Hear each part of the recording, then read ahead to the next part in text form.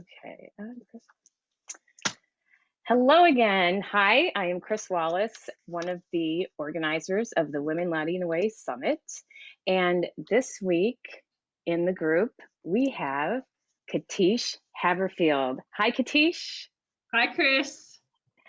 So Katische will be sharing her work this week. And what is it?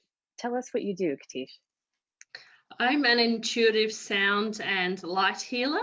So I help people transmute emotion through sound and light healing.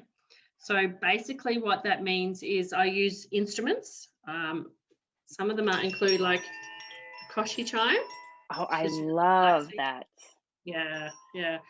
I use a shaker and I use a crystal singing bowl. And I have bespoke sessions which are designed for people with personal issues that they want to transmute. And so they go on a shamanic style journey. And depending upon what they need to work on, so we do a womb session, we do a self-love session, and then we do a fun goddess hour, which includes an oracle card reading and then a sound session, depending upon what the oracle cards revealed. So they're the three main sessions that I do, and they're about an hour long, and people go into a beautiful, deep meditative state.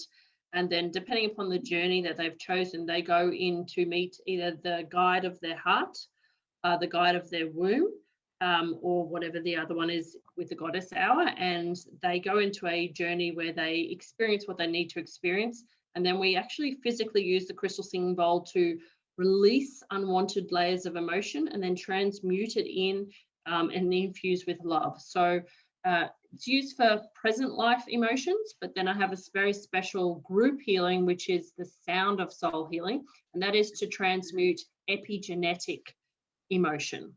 And in that session, we use actually two crystal singing bowls, very specific tonation intervals, and that removes epigenetic emotion from present life, so 7 generations back, and then also past lives.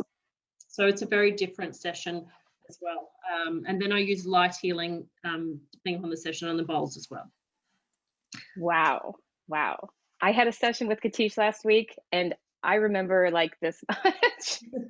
I think I fell asleep halfway through, but it was wonderful. I loved it. Thank you. Yeah, you don't need to be awake because it's working with your subconscious mind anyway. So cool. It does what it's designed to do, and I can't command sound to do anything. You're the one in control of it, and actually it's your subconscious mind that's in control of the session. So your body actually receives and does with it what it wants to, and I'm just the person that's playing the bowl with setting the intention. Yeah. Nice. Okay, I have a couple questions for you. Okay. Hit me. Very innocent questions. The first one, did you play any sports when you were a kid? I did play sports very badly. I did tennis lessons in primary school and high school. Yeah. And my dad always used to say, "Oh, you tried." Do you still play tennis now? No. My boys are really good at tennis, but I follow in my father's footsteps. The funniest thing you would have ever seen, if you could see, when he was alive, we lived in Papua New Guinea for a while, and we went to an aerobics class. The whole family went because we just moved to New Guinea, so I was in grade 9. And I had never seen my father do aerobics before because he's a very fit man. He always had a garage. He's passed over now, but he always had a garage full of equipment. So I thought aerobics would be easy for him. And I was done crying with laughter from watching him try and coordinate. It's just like coordination wasn't his thing, and coordination is not my thing. So did tennis, and then I did netball as well. So in Australia, all girls pretty much do netball as a kid. Is that volleyball? No, netball is like basketball, but a women's version where you're not allowed to bounce the ball. Oh my gosh, I have not heard of that.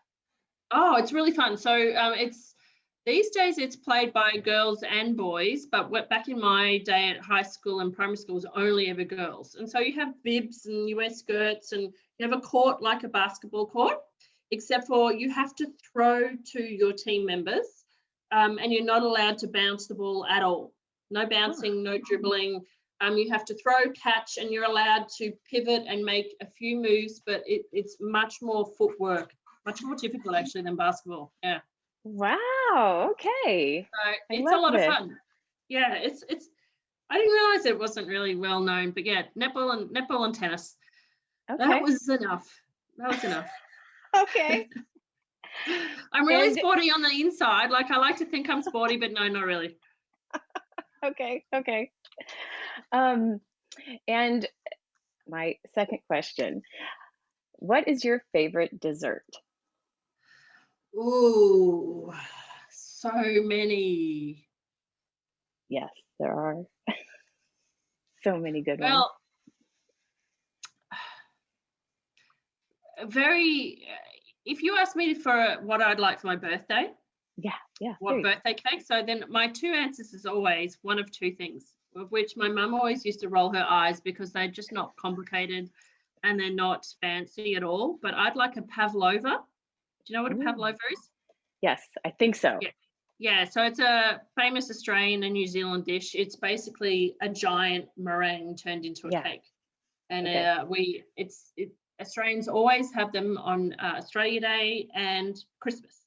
Christmas, like the whole Christmas season, starts early, late November, early December, and you pavlova yourself out until you finally get to January 26th, and you cannot look at pavlova again until December. Like you eat pavlova.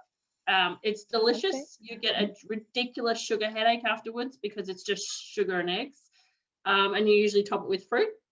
And then the other cake that I really like for a birthday is a lemon meringue pie, Ooh. which is basically your short crust with the lemon curd and then the meringue Yeah. on top. So it's another absolute sugar headache kind of a cake. Yeah. Nice. So yeah, they're my two. Wonderful. Great. Thank you so much, Katish. Okay, so Katish will be the featured speaker this week, and she'll be sharing what she does and I don't know, answering questions, popping in the group, and just sharing more. Yeah, I would be teaching about sound. So each day I'll be coming on and teaching you a different aspect about what sound is, what sound healing is, why I use crystal singing bowls, what the benefit of crystal singing bowls are from a healing perspective, and then teaching about the different kinds of sessions. So yeah, and my story about sound. So it's a precursor to what I'll be doing in the summit. So yeah, Great. Okay, thank you so much. We'll see you in the group this week. thanks.